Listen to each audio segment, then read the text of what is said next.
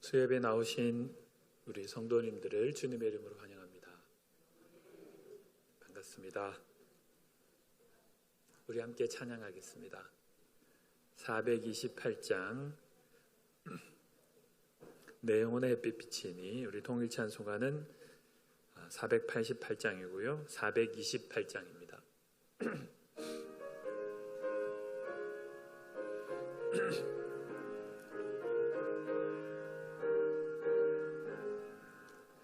내 영혼의 햇빛 비치니 주 영광 찬란해.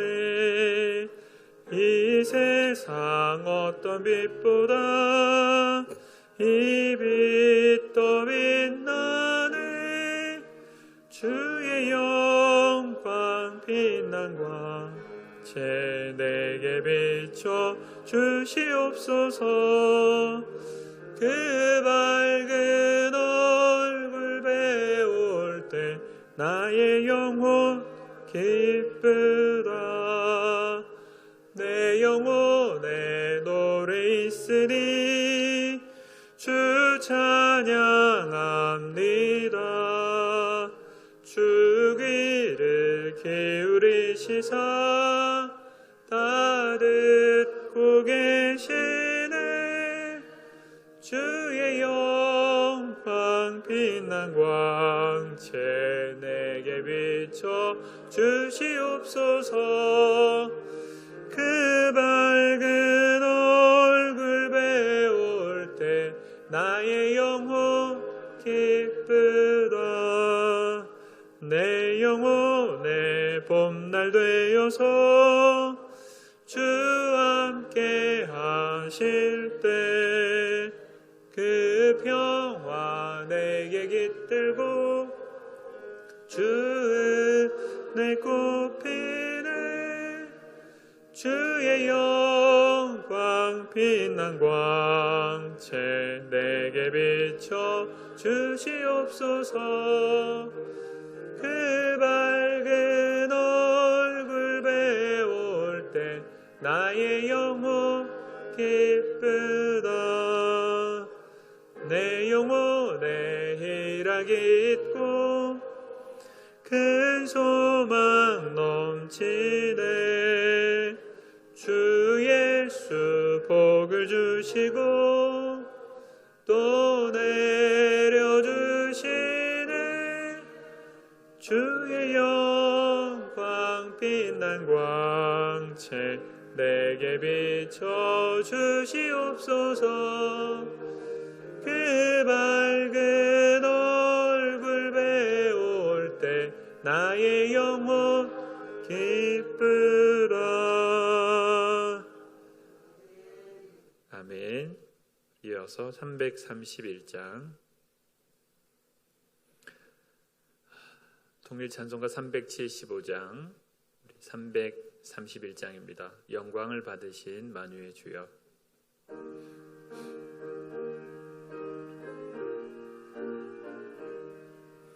영광을 받으신 만유의 주여, 우리가 명령을 따르리라. 베푸시는 해를 감사히 알고 진실한 마음으로 섬기겠네. 구주의 은혜 주시는 대로 영원히 받들어 섬기겠네. 찬송하겠네, 찬송하겠네. 생명을 주시는 구주로다.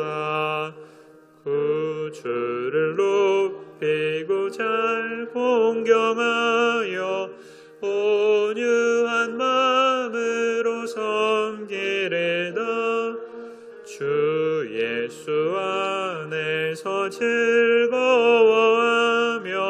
충성을 다하여 섬기겠네. 구주의 은혜 주시는 대로 영원히 받들어 섬기겠네. 찬송하겠네 찬송하겠네. 생명을 주시는 구주로다. 예수를 믿고서는 사랑하여 참 깊은 마음으로 섬기리다. 온 마음을 드리고 늘 순종하며 구주를 영원히 섬기겠네. 구주의 은혜 주시는 대로 영원히 받들어 섬기겠네. 찬송하겠네 찬송하겠네. 생명을 주시는 구주로다. 아멘. 우리 함께 세 가지 제목을 가지고 우리 함께 동성으로 기도하겠습니다. 먼저 우리 기도하겠는데요. 폭우로 슬픔 또 피해를 당한 우리 이웃들 하나님 위로하여 주옵소서. 더 이상 비록 이 땅이 어려움을 당하지 않도록 하나님 긍휼을 베풀어 주옵소서. 복구 대책이 정말 잘 시행될 수 있도록 신속하게 정확하게 시행될 수 있게 하옵시고 수색 작업도 잘 이루어지도록 하나님 도와주옵소서. 우리 제목으로 먼저 기도하겠습니다. 하나님 아버지 이상 기후를 우리가 살아가고 있습니다. 아버지 연례 없는 많은 비로 아버지 하나님 참으로 이렇게 과학과 기술이 발전해 있는 가운데도 우리가 방비하고 준비한다고 하면서도 아버지 하나님 이런 많은 또 아버지 하나님 참 목숨을 잃은 또 분들도 있고 아버지 재산에 피해를 당한 분들도 있고 어려움을 당한 우리 주변의 이웃들이 너무나 많이 있습니다. 하나님 주께서 긍휼을 베풀어 주시기를 원합니다. 더 이상 비로 말미암아 아버지 하나님 참 수의 피해를 당하는 우리의 이웃들이 없도록 하나님께서 불쌍히 여겨 주시기를 원합니다. 아버지 하나님 참으로 그 자리에서 참 주님께서 위로해 주시고 주님을 바라볼 수 있는 그런 귀한 자리가 될 수 있도록 하나님 함께하여 주옵소서. 복구 대책이 정말 신속하게 아버지 적재적소에 아버지 정확하게 아버지 하나님 참 진행될 수 있도록 도와주옵소서. 그리하여서 정말 아버지 하나님 참 소망을 잃고 참 답답한 가운데 있는 참 우리 이웃들 다시금 아버지 힘과 위로를 얻을 수 있도록 하나님께서 도와주시기를 원합니다. 저희들은 안전한 가운데 있습니다. 하오나 주님 저희의 이웃들이 어려움을 당해 있습니다. 주께서 위로하여 주시고 아버지 그 슬픔을 그 눈물을 주님께서 닦아주시고 아버지 하나님 참 복구가 신속하게 이루어지도록 도와주시고 아직도 아버지 하나님 수색하는 그런 가운데 있습니다. 아버지 하나님 잘 또 수색이 될 수 있도록 우리 하나님께서 역사하여 주시기를 원합니다. 우리 이어서 기도하겠습니다. 우리 교회학교, 우리 여름 성경학교와 수련회를 위해서 기도하겠습니다. 우리 목요일부터 토요일까지 중고등부 수련회가 이제 시작이 됩니다. 영아부, 유치부는 진행 가운데 있고 초등부는 이번 주일부터 또 시작을 하게 됩니다. 많은 우리 자녀들이 건강한 가운데 잘 참여할 수 있도록 도와주시고 섬기시는 우리 교역자, 부장님 그리고 우리 선생님들 하나님 힘과 또 능력을 주셔서 또 자신들의 시간을 즐거이 헌신하여서 이 귀한 또 여름 행사를 잘 섬길 수 있도록 주님 도와주시고 그리하여서 우리 자녀 세대들이 정말 잊지 못할 은혜를 정말 빼앗기지 않는 말씀을 받는 복된 시간이 되도록 하나님께서 역사하여 주옵소서. 우리 시간 같이 기도하겠습니다. 하나님 아버지 감사합니다. 7월을 주시고 그동안 우리 교육부서들이 각 부서들마다 준비하였던 성경학교와 수련회를 이제 아버지 하나님 시작을 하였고 또 시작을 하고자 합니다. 하나님께서 함께해 주시는 정말 복된 천국 잔치가 될 수 있도록 하나님 인도하여 주옵소서. 나의 자녀들이, 나의 손자 손녀들이, 아니 이 주변에 있는 우리 어린이들, 우리 다음 세대들이 이 복된 자리에 참여할 수 있도록 하나님께서 도와주시기를 원합니다. 아버지 하나님, 작은 안전사고도 프로그램을 담당하고 차량으로 오고 가고 하는 가운데 작은 사고도 일어나지 않도록 눈동자같이 주님께서 지켜주시고, 아버지 하나님 시간 주시는 찬양과 아버지 하나님 참 공과 공부와 무엇보다 집회 시간, 예배 시간 가운데 주시는 말씀을 통해서 우리 자녀들이 평생에 간직할 귀한 말씀을 신비에 새길 수 있도록 하나님께서 도와주시기를 원합니다. 수고하시는, 즐거이 헌신하시는 우리 귀한 교사들을 주께서 위로해 주시고 힘을 더해 주시고 정말 아버지 하나님 귀한 천국 잔치가 될 수 있도록 인도하여 주옵소서. 성도님들이 계속해서 기도하고 또 물질로 후원하고 시간을 들여서 봉사하며 아버지 하나님 이렇게 나아갑니다. 주님, 7월 한 달 동안 아버지 우리 교회 학교 계획한 모든 여름 행사가 은혜 가운데 잘 마칠 수 있도록 하나님께서 도와주옵소서. 인도하여 주옵소서. 우리 마지막으로 환우들을 위해서 기도하겠습니다. 우리 권호성 권사님 2차 수술을 또 잘 마치셨는데 하나님 잘 회복되도록 도와주옵소서. 우리 김은아 집사님 항암제를 투여하는 가운데 있는데 잘 회복 치료될 수 있도록 도와주시고, 우리 송종수 어린이 하나님 열이 떨어지고 건강한 우리 어린이가 되게 해주시고 그 가정을 주께서 또 위로해 주시기를 원합니다. 우리 환우들을 위해서 기도해 주시고 오늘 수요 예배를 위해서 같이 우리 마지막으로 기도하겠습니다. 하나님 아버지 감사합니다. 이 시간 우리가 함께 기도하며 나아갑니다. 아버지 하나님, 참 육신의 연약함 가운데 있는 우리의 성도들 주께서 불쌍히 여겨주시기를 원합니다. 우리 권호성 권사님 정말 아버지 하나님 참 위독하셨는데 1차 수술도 2차 수술도 잘 마치게 해주신 것 감사합니다. 잘 회복되셔서 다시금 아버지 하나님 함께 예배하고 귀한 성도의 교제를 나눌 수 있도록 아버지 하나님 권사님을 주의 손으로 붙잡아 주시기를 원합니다. 우리 김은아 집사님 주께서 사랑하여 주시고 아버지 하나님 참으로 이렇게 계속 항암제를 드시면서 치료하는 가운데 있사온데 아버지 하나님 참 강건해지실 수 있도록 잘 치료되어질 수 있도록 하나님께서 역사하여 주옵소서. 아버지 하나님, 또 우리 종수 어린이가 있습니다. 한참 뛰어놀아야 되는데 또 이렇게 폐렴으로 또 열이 있어서 참 어려운 가운데 있습니다. 주께서 우리 아들을 붙잡아 주시고 강건해지도록 도와주시고 그리하여서 그 가정이 더욱더 주님의 위로와 기쁨을 얻도록 인도하여 주옵소서. 서종갑 성도님도 있습니다.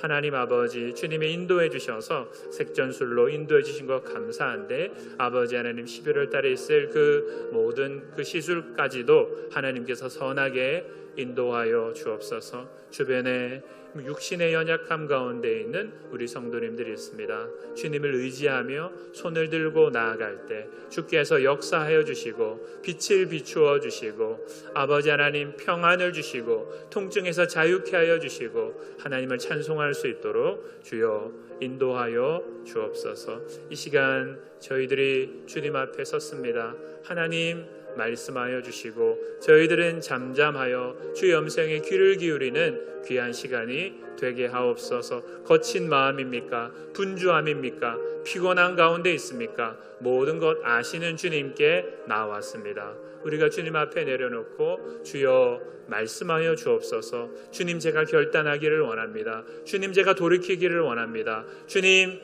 또 이렇게 인도해 주시고 복을 주시니 감사합니다. 그렇게 고백하는 귀한 예배가 될 수 있도록 주여 도와 주옵소서.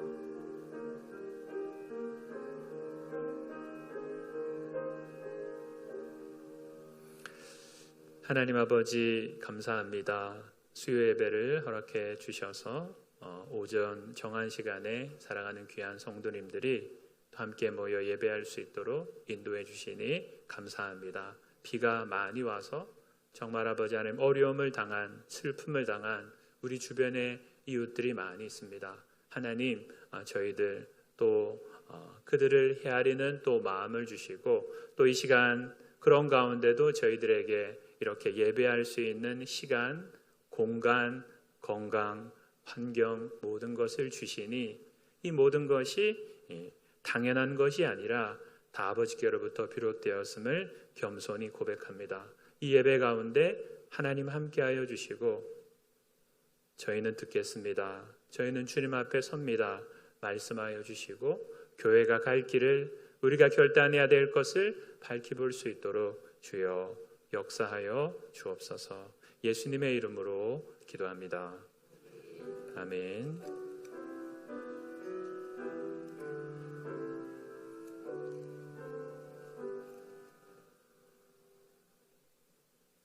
우리 앞뒤 자분들을 보시면서 평안하세요, 평안하시죠? 이렇게 서로 한번 인사하시겠습니다.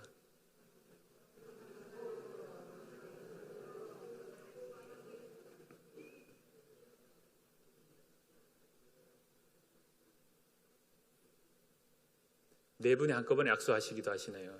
그게 가능하네요. 네 분이 서로 이렇게 한번 약속을 하실 수가 있어요. 교회 소식을 알려드리겠습니다. 우리 함께 기도했는데요. 여름 성경학교 수련회가 또 성도님들의 관심과 격려와 기도로 잘 진행되고 있습니다. 이번 주일에는 이제 영아부와 유치부가 이제 성경학교를 마치게 되겠고요.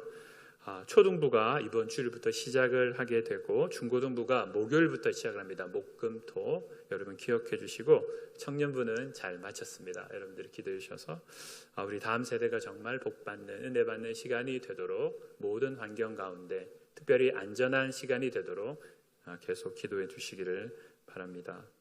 모임 광고인데 어르신 책 모임이 예배 후에 여러분 바로 꿈땅, 우리 어르신들은 꿈땅 어린이 도서관에 가시면 식사도 제공되고 귀한 시간이 되겠습니다. 교육위원회 다가오는 주일 오후 12시 50분 청년부실에서 있습니다.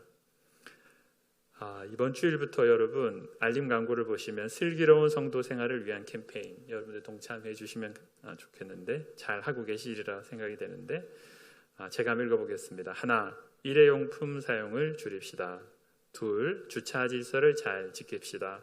셋, 반갑게 인사합시다.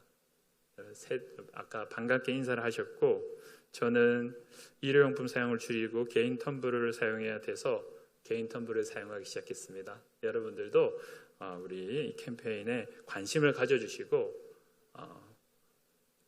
참여해 주시면 감사하겠습니다. 이하 광고는 주보를 참고하시면 좋겠습니다. 우리 하나님 말씀을 보겠습니다. 사도행전 9장 19절부터 30절까지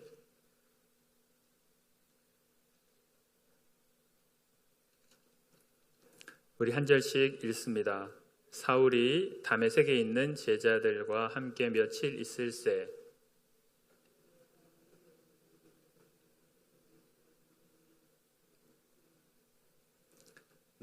제가 9장 21절 이어서 읽습니다. 듣는 사람이 다 놀라 말하되 이 사람이 예루살렘에서 이 이름을 부르는 사람을 멸하려던 자가 아니냐. 여기 온 것도 그들을 결박하여 대제사장들에게 끌어가고자 함이 아니냐 하더라.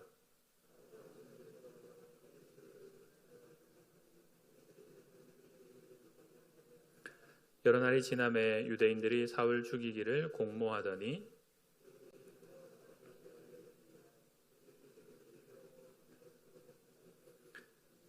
그의 제자들이 밤에 사울을 광주리에 담아 성벽에서 달아 내리니라.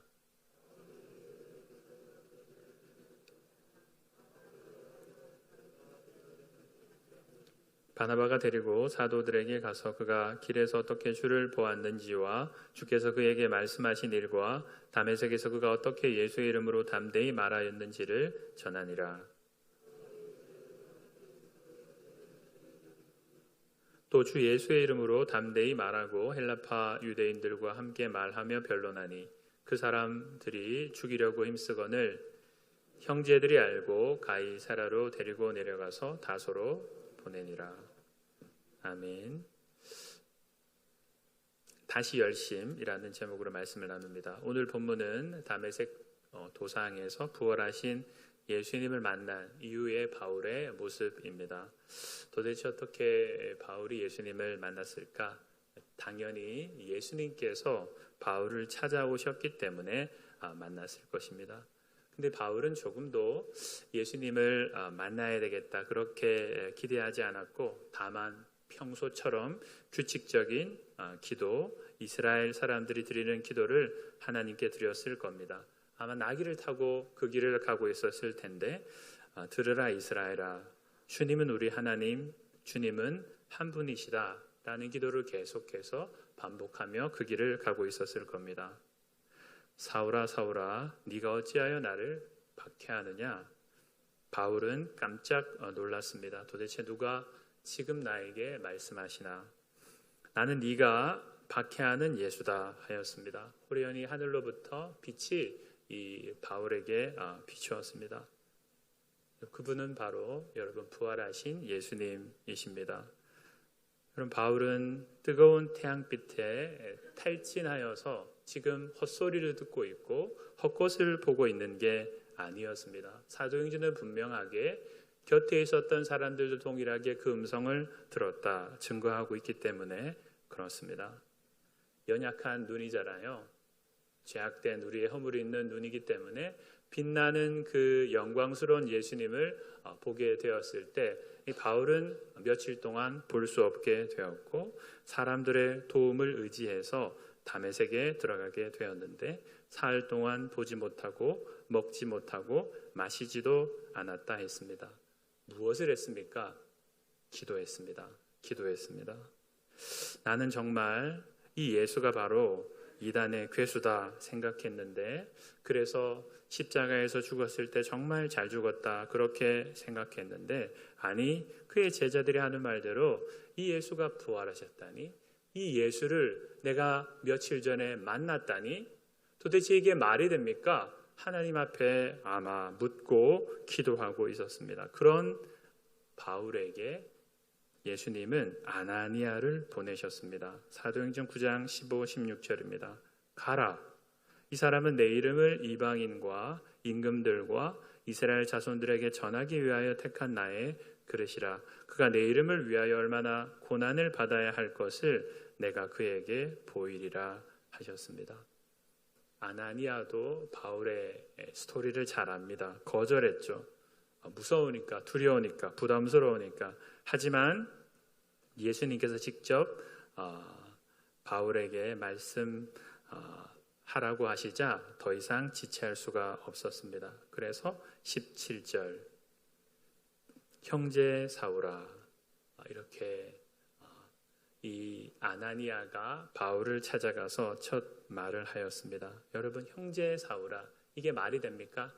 좀 전까지만 하여도 이 사울, 이 바울은 예수쟁이들을 잡아서 체포하려고 하고 필요하면 폭력을 써서라도 이 유대 사회를 어지럽히고 있는 예수쟁이들을, 유대 사회에 퍼지고 있는 이 독을 제거해야 된다고 생각하는 것이 바울이었는데, 아나니아는 부활하신 예수님의 음성을 듣고 나서 곧장 바울을 만날 때 첫 말이 형제예요. 형제 사울아 하였습니다. 그리고 예수님께서 나를 너에게 보내었다, 너의 눈을 뜨게 하였다. 사실은 이 사흘 동안 기도하는 가운데 이 바울이 하나님께서 보이신 어떤 환상을 통해서 아나니아라는 사람이 와서 네 눈을 뜨게 해줄 것이다 말씀해 주었는데, 이 일이 신통하게 정말 이루어지게 되었거든요. 진짜 이게 점점 무엇이지? 바울의 고민은 깊어가게 되었을 겁니다. 우리 오늘 읽은 말씀 보시면 여러분 20절에 즉시로 이렇게 되어 있어서 우리는 곧장 바울이 예수를 전하는 전도자가 되었다 이렇게 생각합니다. 각 회당에서 예수가 하나님의 아들이시다 담대히 전하는 사람이 되었다 생각하기 쉽습니다. 하지만 이제 곧 우리가 함께 살펴보겠지만 우리는 사도행전에서 생략된 한 사건을 찾아볼 것입니다. 구약 성경을 마치 씹어먹었다 할 수 있는 바울인데, 바울은 그냥 예수님이 하나님의 아들이시다 그렇게 선포하지는 않았을 겁니다.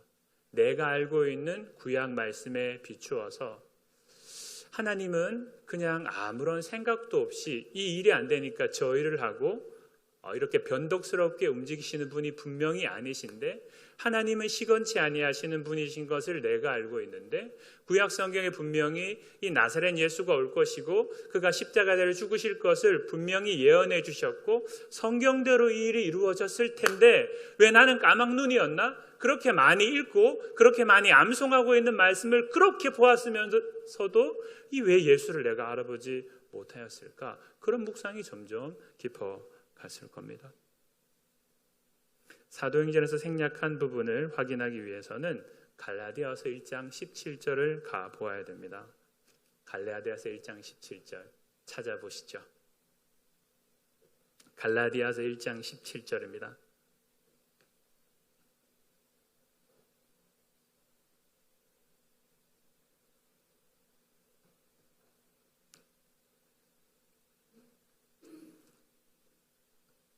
갈라디아서 1장 17절.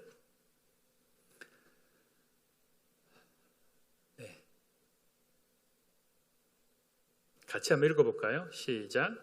또 나보다 먼저 사도된 자들을 만나려고 예루살렘으로 가지 아니하고 아라비아로 갔다가 다시 다메섹으로 돌아갔노라. 아멘. 그리고 이 본문은 이제 회심하고 난 이후에 바울이 자신의 이야기를 지금 하고 있는데, 다메섹에서 아나니아의 방문을 받은 다음입니다. 여러분, 학자들은 이 사도 바울이 다메섹에서 한 3년 정도 있었다 이렇게 생각을 하는데, 그러면 바울은 오늘 이 갈라디아서 우리가 읽은 1장 17절을 우리가 알지 못한다면 그냥 바울은 그냥 그대로 계속해서 3년 동안 담대히 즉시로 예수가 하나님의 아들이시다, 예수가 부활했다라는 메시지를 전했을 것이다 생각하지만 아라비아를 방문했다는 내용이 갈라디아에서 기록되어 있습니다. 일부 학자들은 바울이 아라비아 지역에 선교하기 위해서 갔다 이렇게 말씀하는데, 여러분 지난 시간, 오늘은 다시 열심이고 지난 시간 열심이었는데 너무 설교가 길어져 버려서 여러분들이 아마 기억을 잘 하기가 어려울 수 있겠는데, 바울의 열심에 자극을 준 여러분 세 사람에 대해서 제가 말씀을 드렸습니다. 아시는 분은 한번, 기억이 나시는 분 큰 소리 한번 말씀해 주시면 이 젊은 목사가 큰 힘이 되겠습니다. 맞아요, 비느하스. 2번 들으셨죠? 우리 이현숙 권사님 저녁 예배까지 들으셨죠? 비느하스. 그리고 한 가문이 있었어요. 그래요. 마카비 혁명, 마카비 가문이 있었고, 한 사람이 다음 시간에 살펴보겠습니다라고 말하고 이 사람을 언급하지 않았었는데, 바로 오늘 그 사람을 우리가 한번 생각해 보겠습니다. 엘리야입니다.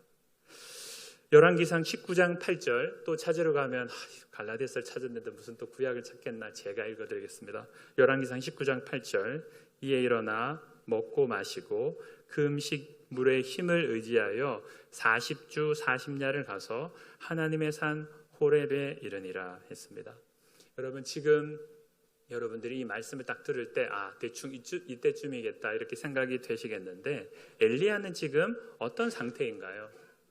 엘리야는 영적으로 지금 많이 다운되어 있는 그런 상태입니다. 좀 전까지만 해도 장난 아니었습니다. 엘리야는 1대 450명의 바알 선지자와 붙어서 갈멜산 대결에서 이겼거든요.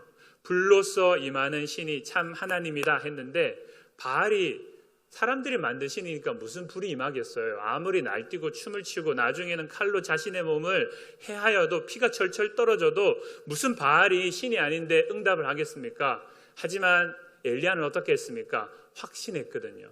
제단을 저녁 소제 드릴 때쯤, 그때 엘리야는 작업을 시작했는데, 이렇게 제단을 만들고 이렇게 짐승을 각떠서 올려놓았을 뿐 아니라 좀 상식적이지 않은 행동까지 하였습니다. 4통의 물을 갖다 부어라 하였습니다.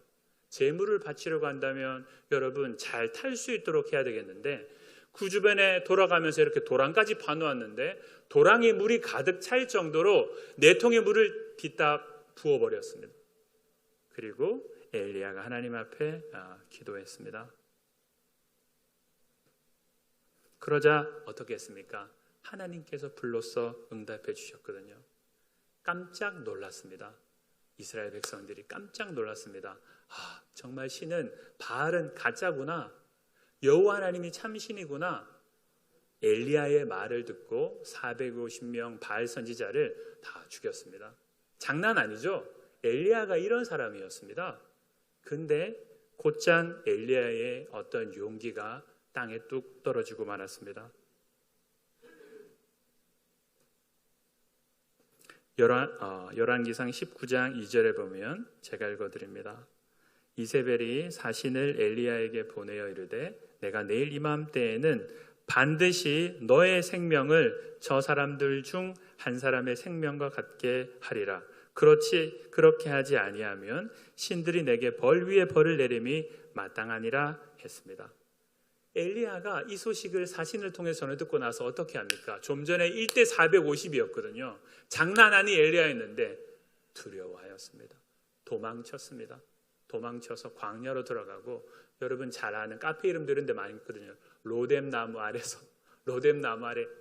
덜썩 주저앉아 가지고 푸념을 하는 거죠. 하나님 넉넉합니다. 그냥 지금이 좋으니까 제 영혼을 거두어 가십시오. 저는 조상들보다 훌륭하지 못합니다. 그렇게 하나님께 구하였는데 하나님께서는 그런 엘리야를 포기하실 수가 없으셨습니다. 아직도 해야 될 일이 남아있기 때문에 천사를 보내어서 그를 어루만지게 하시고 숯불에 구운 떡과 물을 주어서 강건하게 했습니다. 그리고 방금 읽은 8절 말씀입니다. 40주 40야를 가서 하나님의 산 호렙에 이르렀다고요. 여러분 바울이 아라비아로 갔다 했는데 이 위치가 대략 어디일까요? 아라비아는 넓은 지역을 아우르는 말인데 예루살렘 남쪽, 이스라엘 남쪽, 그리고 애굽의 동쪽, 그러니까 시나이 반도가 있는 그곳, 그 부근입니다. 근데 여기에 대해서 바울이 직접 자신의 이 위치를 잘 설명해 준 곳이 한 곳이 있습니다. 갈라디아서 4장 25절. 이 하갈은 아라비아에 있는 시내산으로서 지금 있는 예루살렘과 같은 곳이니 했습니다. 갈라디아서는 이곳을 시내산이다라고 소개해 줍니다. 여러분 시내산은 하나님께서 이스라엘을 만나시고 그들에게 율법을 주시고 그들에게 언약을 맺으셨던 곳입니다. 엘리야에게는 어떤 곳입니까? 소명을 잃어버리고 두려움 가운데 있고 그냥 하나님 저 여기서 제 영혼을 거두어 가시는 것으로도 저는 만족합니다. 그런데 하나님 그리할 수 없어서 아니다. 떡을 먹이고 천사를 보내어서 격려 위로해주고 40주 40야를 걸어서 도착한 곳 호렙산이 신의 산이다. 그렇게 여러분 이해하시면 되겠습니다. 그때 중요한 것은 엘리야가 그곳에서 어떤 기도를 드렸냐가 정말 중요합니다. 열왕기상 19장 9절부터 소개되는데 제가 읽어드립니다. 엘리야가 그곳 굴에 들어가 거기서 머물더니 여호와의 말씀이 그에게 임하여 이르시되 엘리야야 네가 어찌하여 여기 있느냐. 그가 대답하되 내가 만군의 하나님 여호와께 열심히 유별하오니 이는 이스라엘 자손이 주의 언약을 버리고 주의 제단을 헐며 칼로 주의 선지자들을 죽였음이오며 오직 나만 남았거늘 그들이 내 생명을 찾아 빼앗으려 하나이다 했습니다. 그러자 하나님께서 엘리야를 너 밖에 나가서 서라. 우리가 잘 아는 대로 밖에 나가 섰는데 강한 바람이 지나갔거든요. 여기 하나님께서 이제 드디어 말씀하시려나 보다. 하나님이 계시지 않았습니다. 지진이 막 우르르 캉캉 지진이 일어났지만 거기에도 여호와께서 계시지 않았고 세 번째는 산에 막 불이 붙었는데 이제 주님께서 말씀하시려나 보다 하였는데 그때에도 여호와께서 계시지 않았고 잠시 후에 아주 잔잔한 세미한 음성이 들렸습니다. 이제 주 하나님께서 나에게 말씀하시려나 보다. 엘리야는 들어가서 겉옷을 챙겨서 자신의 연약한 얼굴을 가렸습니다. 하나님께서 말씀하셨습니다. 엘리야야, 네가 어찌하여 여기 있느냐. 그리고 우리가 엘리야의 이 바울의 모습에 대해서 이해할 수 있는 말씀을 주십니다. 19장 16절, 너는 또 님시의 아들 예후에게 기름을 부어 이스라엘의 왕이 되게 하고 또 아벨 무올라 사밧의 아들 엘리사에게 기름을 부어 너를 대신하여 선지자가 되게 하라 했습니다. 시내산 호렙산에서 엘리야가 받은 소명은 이스라엘의 왕을 세우고 선지자를 세우라는 것이었습니다. 그러므로 여러분, 바울이 아라비아로 간 것은 그곳에서 어떤 선교하기 위해 갔다라기보다는 자신에게 일어난 이 놀라운 일을 다시금 구약 말씀에 비추어서 근거하여서 확인하기 위해서 그 길을 갔을 겁니다. 그러면 시내 산은 이스라엘과 하나님의 언약을 비준한 곳입니다. 바울은 예수님께서 부활하셨다면 하나님께서 부활시키셨을 텐데, 만약 그렇다면 하나님께서 이제 이스라엘이 소망하던 새 언약을 예수의 십자가와 부활을 통해서 이루셨는데 새 언약이 성취되었구나. 그리고 이 예수가 바로 우리 백성 이스라엘만이 아니라 온 이방인들까지 포함하는 참된 왕이시구나. 그리고 이 소식을 전하는 전령으로, 선지자로 이 마지막 때에 주님께서 나를 택하셨구나 하는 것을 확인하고 싶었고 그 자리에서 확인하였던 겁니다. 그러므로 바울이 3년 동안 다메섹에 섰다고 한다면 바울이 곧장 예수님이 부활하셨다, 예수님이 하나님의 아들이시다 선포했다라기보다는 먼저 지금 일어난 일에 대해서 구약 말씀에 근거해서 확인하였을 겁니다. 그래서 바울은 갈라디아 1장 16, 17절에 그의 아들을 이방에 전하기 위해서 그를 내 속에 나타내시기를 기뻐하셨을 때에 내가 곧 혈육과도 의논하지 않고 또 나보다 먼저 사도된 자들을 만나려고 예루살렘에 가지 않고 아라비아로 갔다가 다시 다메섹에 갔다 한 것입니다. 그 후에 바울은 갈라디아 1장 18절을 보시면 약 15일 정도를, 2주 정도를 예루살렘에 거하였습니다. 그리고 사도행전 9장 30절을 보시면 가이사랴를 지나서 고향 다소로 돌아갔습니다. 거기에서 약 10년을 지내게 되었습니다. 고향에서. 우리 상식으로 여러분 조금 이해하기 어려운 것은 어떻습니까? 이제 새 언약이 이루어졌구나. 예수님이 우리 민족뿐 아니라 이방인에게도 참된 왕이 되셨구나. 나를 이 일에 선지자로 주님께서 나를 택하셨구나. 그렇다면 이제 곧장 힘있게 이 바울이 1차, 2차, 3차 전도여행을 나가는 게 너무너무 자연스럽잖아요. 하지만 바울은 그렇게 하지 않고 가이사랴에서 배를 탔는지 육로로 갔는지는 잘 알 수 없습니다만 10년 동안 고향 땅 다소에서 생활하게 되었습니다. 젊은 사람으로 들이하는 말로 표현하면 10년 동안 고향에서 썩는 거죠. 여기에 대해서 참고할 수 있는 좋은 내용이 있습니다. 김홍전 박사님이 쓰신 주께서 쓰시는 사람이라는 책에 보면 40년 동안 미디안 땅에서 생활한 모세의 이야기를 우리에게 소개해 줍니다. 여러분, 창세기를 한번 생각해 보십시오. 창세기가 얼마나 그 스케일이 큽니까? 그 시작이 태초에 하나님이 천지를 창조하신다. 그 이야기로 시작하거든요. 아담과 하와의 범죄를 이야기해 주거든요. 그리고 등장인물들의 어떤 개성들이 얼마나 다양합니까? 그 이야기들이 얼마나 스토리가 탄탄합니까? 흥미진진합니까? 그래서 이 박사님은 한 소설가가 만약 창세기와 같은 작품을 쓰려고 한다면 그가 작품 실력이 가장 왕성할 때, 아니 그의 일평생을 두고서 기록해야 할 책이 창세기와 같은 책이다 하였습니다. 그렇다면 질문입니다. 모세는 언제 창세기를 썼을까요? 모세의 나이를 보통 40세를 기준으로 3번 이렇게 나눕니다. 40세까지 애굽 왕자로 있었잖아요. 40세부터 80세까지는 미디안 땅에 이렇게 망명 생활을 하였습니다. 80세부터 120세까지는 어떻게 하였습니까? 출애굽의 영도자가 되었습니다. 40세까지는 절대 여러분 창세기를 쓰려고 생각도 하지 않았을 겁니다. 그렇다면 우리가 언제 썼을까요? 출애굽한 이후에 80세부터? 근데 여러분 80세부터의 모세는 뒤따 바빴습니다. 진짜 바쁜 삶이었습니다. 250만 되는 이스라엘 백성들을 마실 물이 있는 곳으로, 위험하지 않은 곳으로 이렇게 인도해야 되는 책임이 모세에게 있었고, 매일매일 수많은 사람들이 모세 앞에 나와서 도대체 누가 잘못했는지 판결해 주십시오. 무엇이 하나님의 뜻인지 가르쳐 주십시오. 그렇게 줄을 서가지고 있는 거예요. 모세는 앉아서 그 한 사람 한 사람을 다 판결하니까 너무너무 바쁘니까 장인이 보고서 안 되겠다. 1000부장, 100부장, 50부장, 10부장을 세워서 그 일들을 나누어서 하라고 할 정도였거든요. 그러니까 80세의 모세는 뒤따 바빴다고요.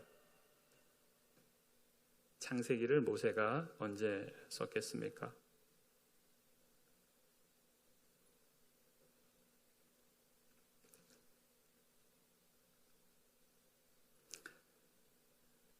여러분, 이런 생각을 좀 더 도움을 주는 말씀은 80세의 모세가 출애굽의 지도자로 소명을 받을 때 그때 모세는 성공한 사람이 아니었습니다. 그때 모세는 장인 이드로의 양을 치고 있었습니다. 근데 여러분 사도행전 7장에 보면 스데반 집사님께서 이 모세에 대해서 설교해 주는 내용이 소개되어 있는데, 이 왕자로서 애굽에서 배울 수 있는 모든 학문을 배웠다고 하였거든요. 지혜가 기술이 그런 말과 일들에 능하였다라고 되어 있거든요. 그러니까 여러분 모세가 처음은 좀 슬퍼할 수 있겠죠. 슬퍼하고 쫓겨났으니까 야 내가 왜 그렇게 경솔하게 행동했을까, 그렇게 후회할 수도 있었겠죠. 하지만 40년입니다. 1, 2년이 아니라 40년 동안. 근데 80세에 만난 모세는 성공한 사람이 아니었거든요. 이드로의 양을 치고 있는 그런 모세였습니다. 여러분 야곱도 나중에 외삼촌의 집에서 다시금 나오게 될 때는 얼마나 많은 재산을 갖고 있었습니까? 하지만 모세는 어떻게 보면 자기 양도 없는 그런 아직까지 처가살이를 하고 있는 모세의 모습이었습니다. 모세가 애굽에서 배웠던 학문과 기술을 사용하였다면 아마 좀 성공했겠죠. 아마 미디안 땅에서 무언가 영향력이 있는 사람이 되었겠죠. 성경은 그렇게 말하고 있지 않거든요.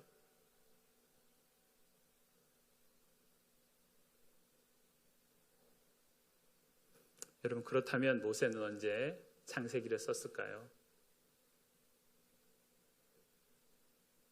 아마 미디안 땅에 40세부터 80세까지 있는 40년 동안 창세기를 썼을 겁니다. 안 썼을 수도 있어요. 저도 그렇게 생각합니다. 동의합니다. 출애굽 이후에 썼을 수 있습니다.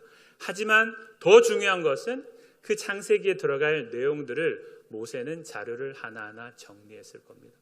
어떤 주제로 써야 될지, 등장인물이 누구일지, 스토리는 어떻게 전개되어야 될지 모세는 그것을 아마 이런 준비를 잘할 수 있도록 도움을 받았던 것이 40세까지 모세가 애굽의 궁정에서 배웠던 학문이 많은 도움을 주었을 겁니다. 여러분 여기까지 따라오시면 이런 묵상이 자연스럽게 바울에게도 연결될 수가 있습니다. 바울의 고향 땅 썩은 것처럼 보이는 10년의 시간을 우리가 묵상해 볼 수가 있습니다. 뭐 했을까요? 10년 동안 장막을 만들어야 되거든요. 당시 율법 교사들은 여러분 가르치는 그 일로 생존하지는 못했습니다. 그러니까 자기 어떤 수입이 있는 일을 하나를 하고 있어야 되거든요. 그러니까 바울도 부모님을 따라서 장막 만드는 일을 그렇게 하고 있었을 겁니다. 손과 발이 분주하게 움직였겠는데 바울의 머리는 다른 것을 향해 분주하게 생각하고 묵상하고 있었을 겁니다.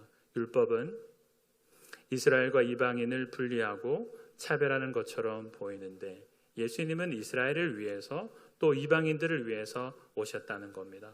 그러나 여전히 할례라는 것이 남아 있습니다. 할례 문제가 남아 있습니다.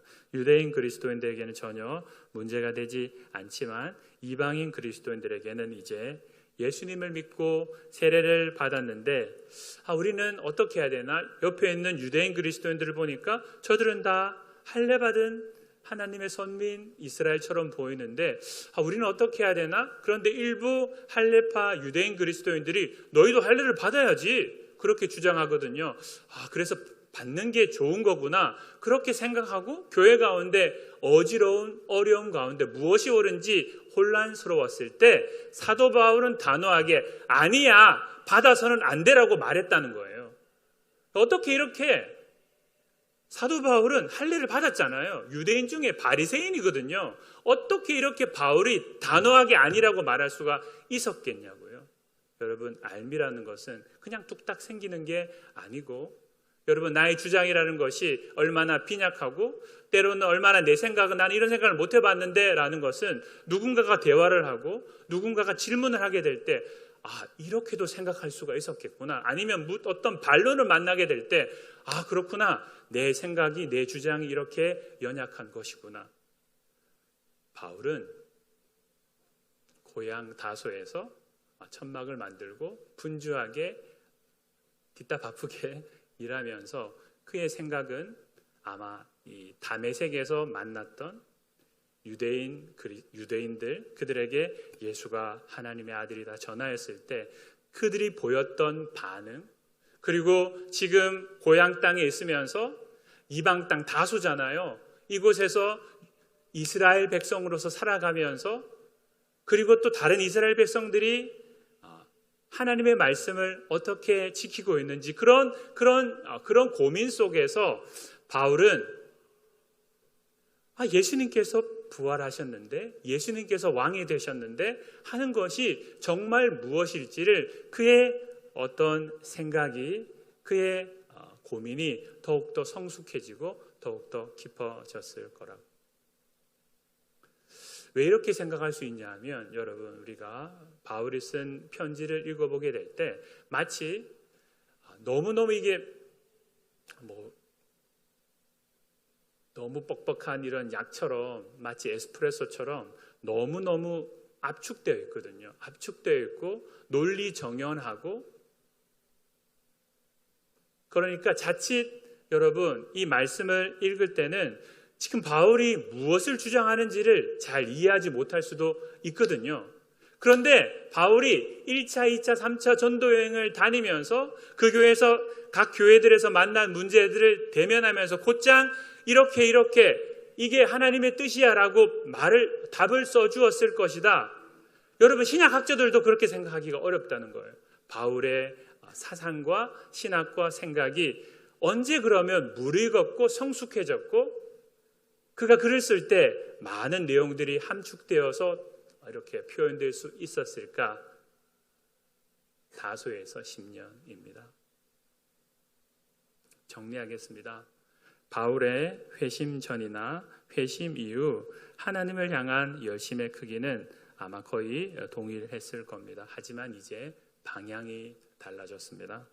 십자가를 죽으신 예수님께서 부활하셨기 때문에 하나님께서 이 예수님을 부활시키셨기 때문에 지난날 하나님을 향한 충성이 율법을 철저히 지키는 것이었다면 이제는 예수가 왕이시다는 것으로 완성되었습니다.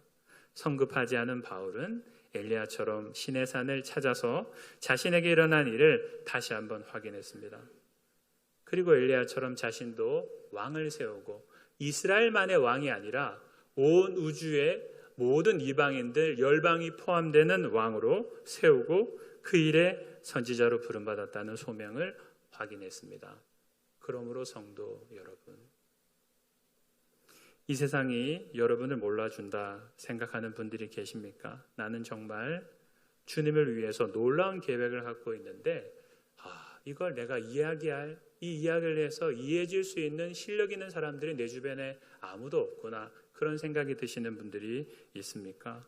이 시대가 나를 몰라주고 교회가 나를 몰라준다, 그런 생각이 드십니까? 그러면 정답은 여러분이 지금 하고 있는 그 일에 충성하십시오. 여러분이 하고 있는 그 일을 성실하게 잘 감당하시기를 바랍니다. 바울은 10년 동안 열심히 장막을 짰습니다. 모세는 40년 동안 지양도 아닌데 장인의 양을 뒷따 잘 돌봤습니다.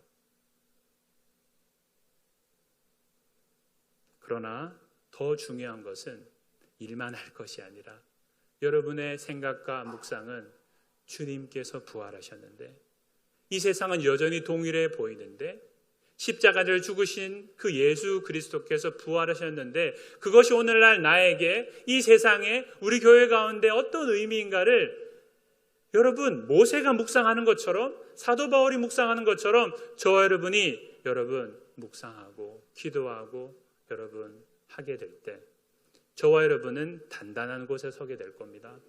단단한 곳에 서야지 물에 빠져 허우적거리는 사람을 건져낼 수 있습니다. 주신 말씀을 생각하면서 우리 함께 찬양하겠습니다.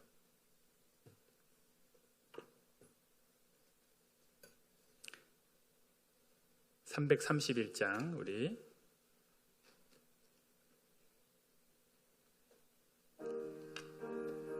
1절 우리 찬양하겠습니다. 영광을 받으신 만유의 주여, 우리가 명령을 따르리다. 베푸신 은혜를 감사히 알고 진실한 마음으로 섬기겠네. 구주의 은혜 주시는 대로 영원히 받들어 섬기겠네. 찬송하겠네, 찬송하겠네. 생명을 주시는 구주로다. 아멘. 우리 함께 이 시간 기도하겠습니다. 주님, 바울이 그러하였고 모세가 그러하였습니다. 주님, 저에게 주어진 이 일에, 교회에서 주신 이 직분에, 가정에서 주어진 나의 위치에, 일터에서 주어진 나의 또 직임에 하나님 충성하고 성실할 수 있는 제가 되기를 원합니다. 거기에서 더 나아가서 나의 묵상은, 나의 기도는 주님께서 부활하셨는데 세상은 어제나 오늘이나 여전한 것 같고 내 삶에 달라진 건 없는 것 같은데, 왕 대신 예수 그리스도께서 하늘 보좌에서 이 온 우주 만물을 다스리고 계신데 도대체 이것이 어떤 의미인가, 나에게, 우리 교회에, 이 세상에 어떤 의미인가를 정말 더 말씀의 기초에서 기도하며 묵상하며 나아갈 때 우리는 단단한 곳에 설 수 있습니다. 우리의 이야기는 어제 했던 이야기가 오늘 바뀌어지고 1년 전에 했던 이야기가 뒤집어지는 오늘 다른 말을 하는 그런 사람이 아니라 논리정연하고, 아니 가르침과 말과 언행에 일치하는 그런 사람이 될 수 있을 겁니다. 그런 사람이 물에 빠진 사람을 건져낼 수 있습니다. 하나님, 저희들에게 은혜를 부어 주옵소서. 오늘 말씀으로 주님 저희들을 인도하여 주옵소서. 우리 주신 말씀을 가지고 같이 기도하겠습니다.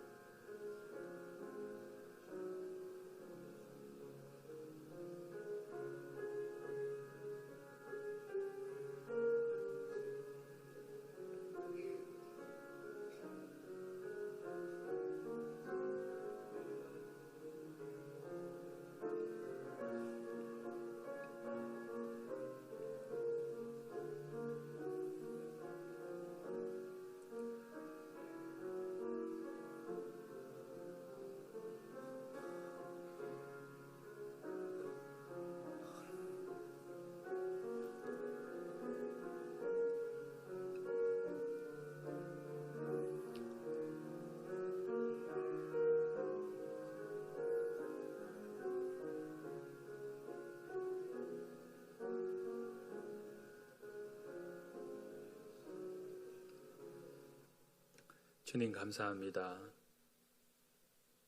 우리에게 주어진 삶의 자리를 다시금 믿음으로 새로운 또 마음으로 바라볼 수 있는 우리가 되기를 원합니다. 어제와 오늘 바뀌어진 것 없는 똑같은 삶이지만 그렇지 않습니다. 예수님께서 부활하셨고 왕으로서 이 세상을, 아니 나를, 우리 공동체를, 이 세상을 통치하시고 다스리고 계십니다. 주님께서 부활하셨을 때 옛 세상은 점점 사라져가는 것이고, 주님께서 부활하셨을 때 올 새 세상이 점점 이 땅 가운데 충만히 임하고 있는 것입니다. 우리가 이 사실을 더 깊이 말씀의 근거에서 잘 묵상할 수 있는 하나님의 사람들이 되기를 원합니다. 우리가 단단한 곳에 설 때에만 비로소 아버지 하나님 허우적거리는, 갈 바를 알지 못해서 아버지 하나님 참으로 허송하고 있는 많은 영혼들을 안내하고 인도할 수가 있을 겁니다. 하나님 아버지, 하나님의 나라의 시간에서는 허송하는 게 없습니다. 썩는 시간이 없습니다. 아니, 성숙이 있습니다. 성장이 있습니다. 바울의 10년이 필요하였고 모세의 40년이 필요하였습니다. 정의감에 불탔던, 동족을 향한 저기감이 불붙는 듯 하였던 모세를 하나님이 쓰지 않으시고, 주님, 저는 입이 둔하기 짝이 없습니다. 아직도 자기 성공도 이루지 못한 모세를 찾아오셔서 아무도 모세의 이름을 잘 기억하지 못할 그때에 모세야, 모세야, 그 이름을 불러주셨습니다.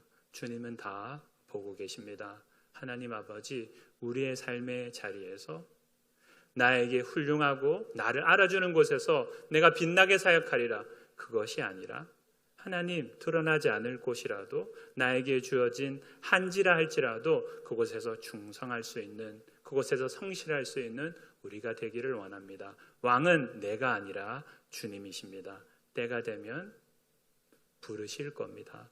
그런 은혜를 아버지 하나님 깨닫는 우리의 또 생이 될 수 있도록 주여 도와주옵소서. 감사합니다. 예수님 이름으로 기도합니다. 아멘. 하늘에 계신 우리 아버지여, 이름이 거룩히 여김을 받으시오며 나라에 임하옵시며 뜻이 하늘에서 이룬 것 같이 땅에서도 이루어지이다.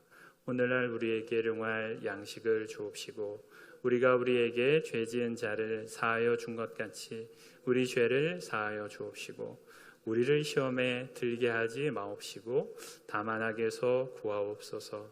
대개 나라와 권세와 영광이 아버지께 영원히 있사옵나이다. 아멘.